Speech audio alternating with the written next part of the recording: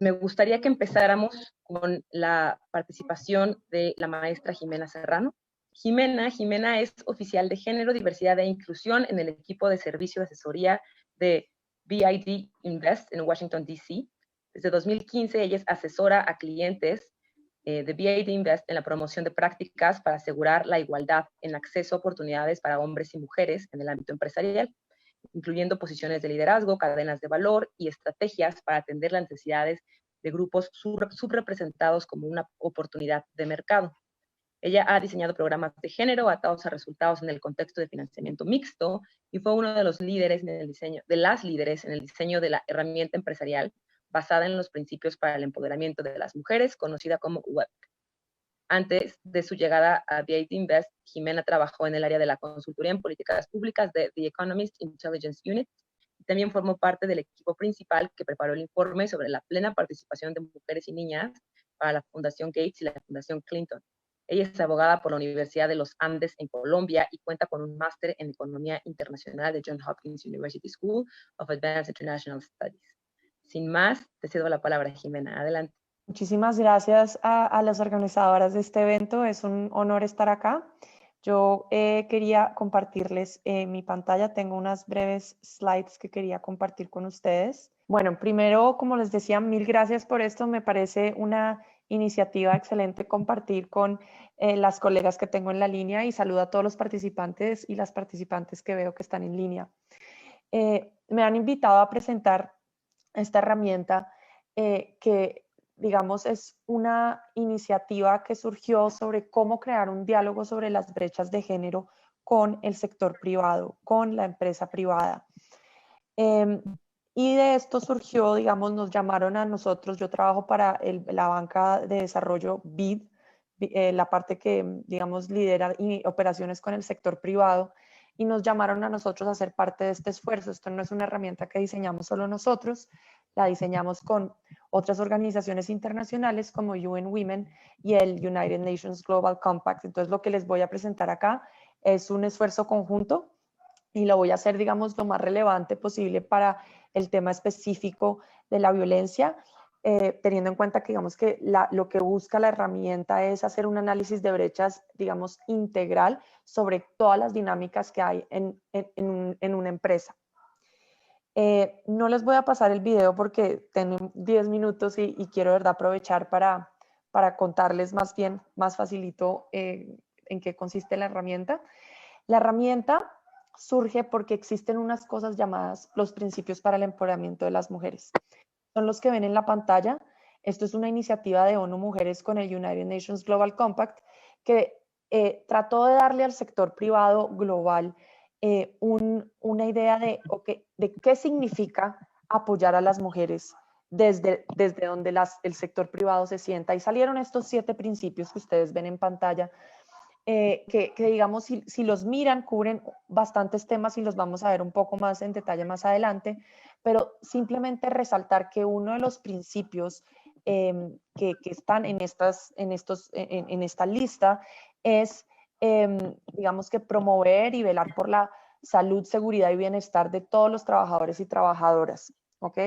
Estos principios no están en ninguna convención internacional, pero sí se ha hecho un trabajo muy fuerte para que los CEOs de las empresas los firmen y por lo menos frente al mundo digan que están comprometidos con este tema. Resulta que cuando salen estos principios, muchas empresas dijeron, estamos comprometidos, pero ¿qué quiere decir esto para mí? ¿Qué quiere decir para mí velar por la seguridad y por la salud de las trabajadoras y de los trabajadores? Entonces, ahí es cuando empieza a surgir esta idea, hay que hacer una herramienta que baje todo esto a la práctica, que tenga sentido para el sector privado y que les diga principio por principio qué quiere decir esto.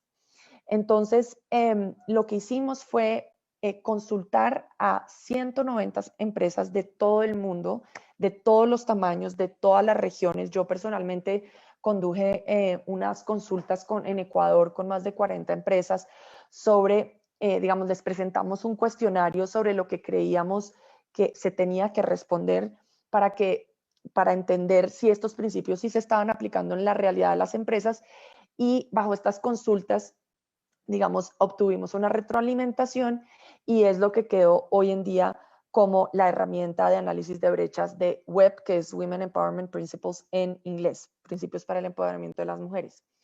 Una característica bien importante de esta herramienta es que, de hecho, dos, es que es gratuita.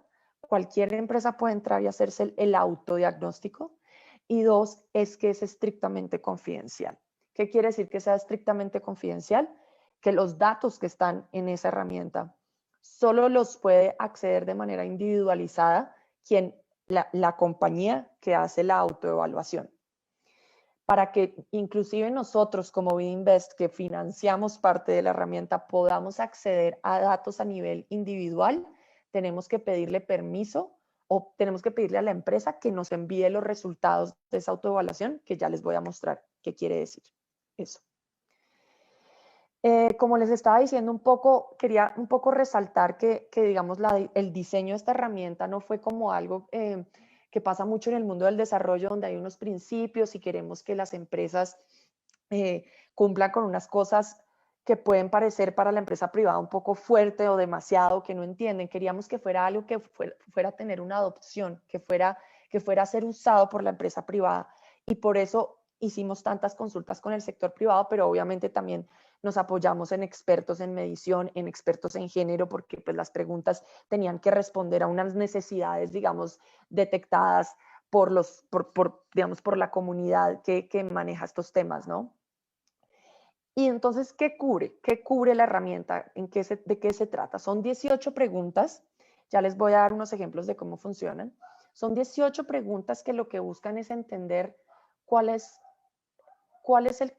digamos, cómo se maneja la empresa bajo 4 categorías. En temas de liderazgo, en temas de lugar de trabajo, mercados y comunidad. ¿Qué es liderazgo? Es básicamente qué tan comprometido está el top management con apoyar la igualdad de género. El lugar de trabajo, que me voy a concentrar mucho más en esto, es entender un poco cuáles son las políticas que están empoderando o apoyando a las mujeres, si existen mecanismos, digamos, para denunciar cualquier situación en la que la mujer se pueda ver amenazada, cómo funcionan esos mecanismos. En temas de mercados, se refiere a cómo se maneja la empresa con sus proveedores y cómo maneja su empresa el tema del marketing, cómo está retratando a las mujeres en su material publicitario, por ejemplo.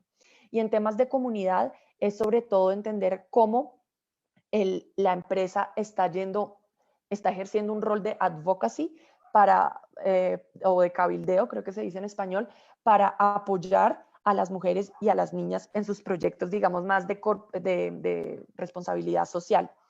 Y lo que hace también la herramienta es que evalúa todas estas prácticas a la luz de un prisma, que es si cuenta con una política escrita, si efectivamente la está implementando, cómo la está midiendo y cómo está reportando los resultados frente a sus grupos de interés.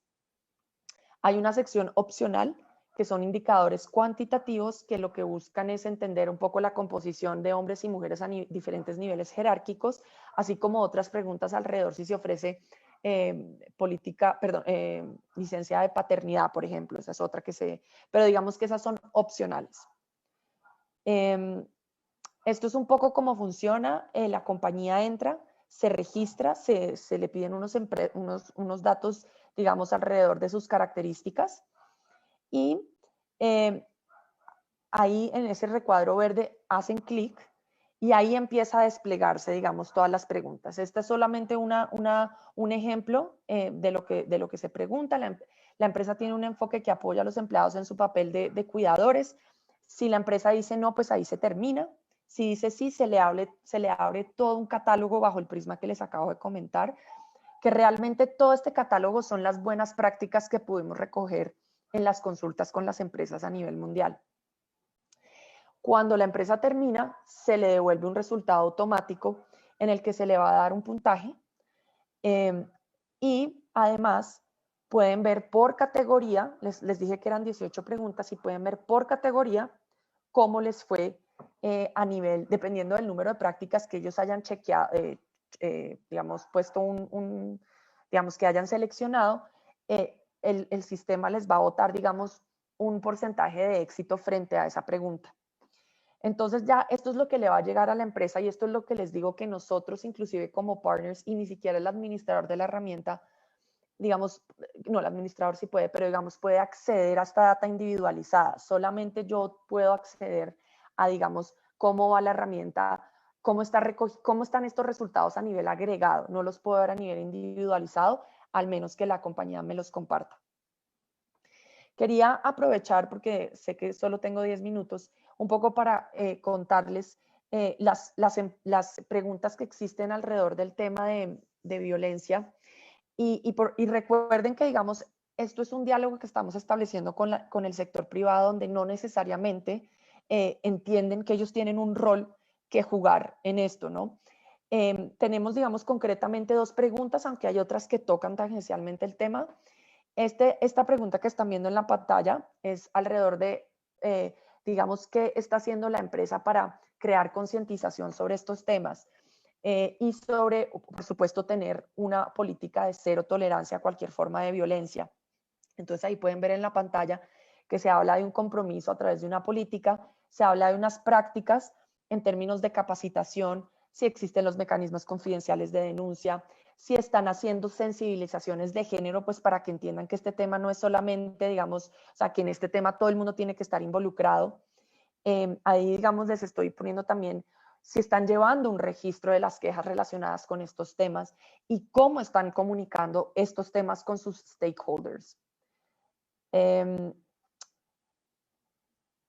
Interesante acá que para mí también fue una sorpresa, digamos, ver que las grandes empresas del mundo que están verdaderamente comprometidas con esto, el tema de los viajes de negocios es bien importante respecto a qué es lo que la empresa está permitiendo o no permitiendo hacer en esos viajes de negocios por un tema también de la explotación sexual.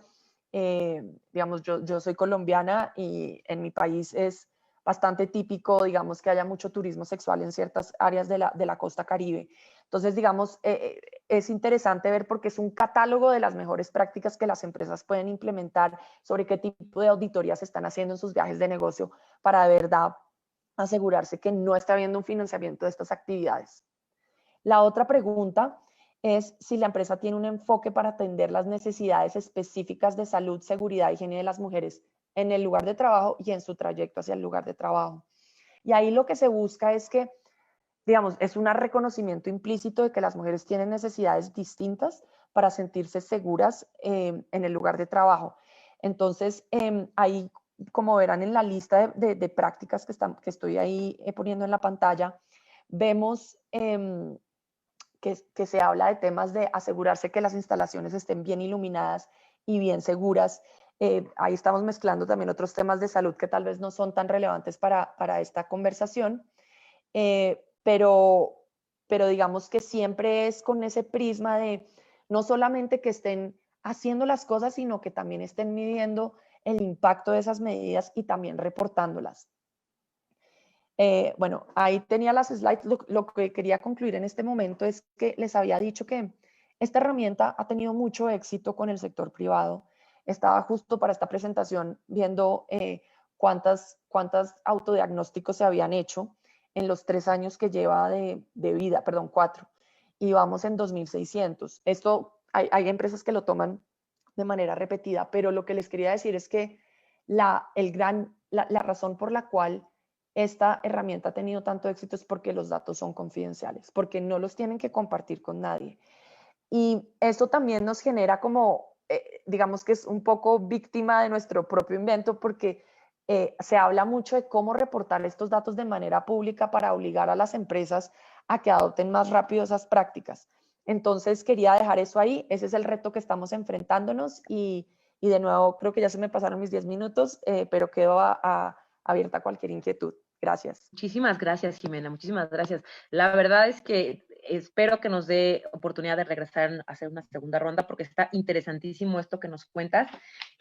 Me encantó que empezamos contigo porque obviamente la mesa habla de prevención de violencia de género y creo que cuando hablamos de violencia de género tendemos a pensar o nuestra mente nos lleva normalmente a escenas como de homicidios, lesiones, tipos de violencia como más formal. Pero se nos olvida que todos estos actos de violencia tienen un origen, ¿no? Tienen un origen que viene viene envuelto en muchas otras formas de violencia mucho más sutiles, ¿no? Y la falta de empoderamiento, sin duda, una de esas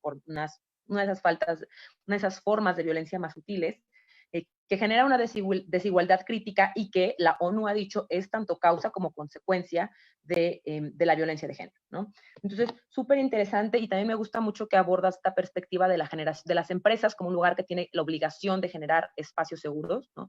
Y no solo las empresas, digo, cualquier lugar privado. Esta escuela es una escuela privada, aunque mucha gente cree que somos pública, en realidad somos escuela privada, y precisamente ese es uno de los enfoques que hemos abordado, que ha sido el de generar o tratar de garantizar espacios seguros para el alumnado, lo cual yo creo que te impone un deber un poco más alto del que tiene, por ejemplo, la Constitución para lugares públicos, ¿no? Creo que aquí es como, es como establecer las reglas de tu casa. Tú decides quién entra y quién sale, ¿no? Entonces, pues bueno, está padrísimo este modelo que tú presentas. Muchísimas gracias, Jimena. Bueno, pues me gustaría regresar muy rápido a pedirle a las ponentes que nos den unas breves conclusiones de unos 2-3 minutos. Jimena, ¿qué conclusiones nos puedes dar en esta mesa? No, que definitivamente escuchándolas a todas y por supuesto que tal vez la herramienta en la que les presenté hoy es más enfocada en el tema, cabría más dentro de la etapa de prevención y de cómo crear espacios igualitarios para hombres y a mujeres. A mí, digamos, la sensación que me queda después de escuchar todos estos datos y de cómo medir las cosas, si no estoy mal, era Samantha la que decía... Eh, que es famoso también ese dicho que lo que no se mide pues no se va a cambiar. Pero mucho de lo que está detrás de todo esto de la violencia de género son temas alrededor de comportamientos y normas sociales que son difíciles de medir. Entonces, mientras que escuchaba a Adriana, como que decía, y con estas cifras tan aterradoras que también en mi país son igual o peores, es cómo lograr generar un cambio y saber realmente las sociedades cómo están cambiando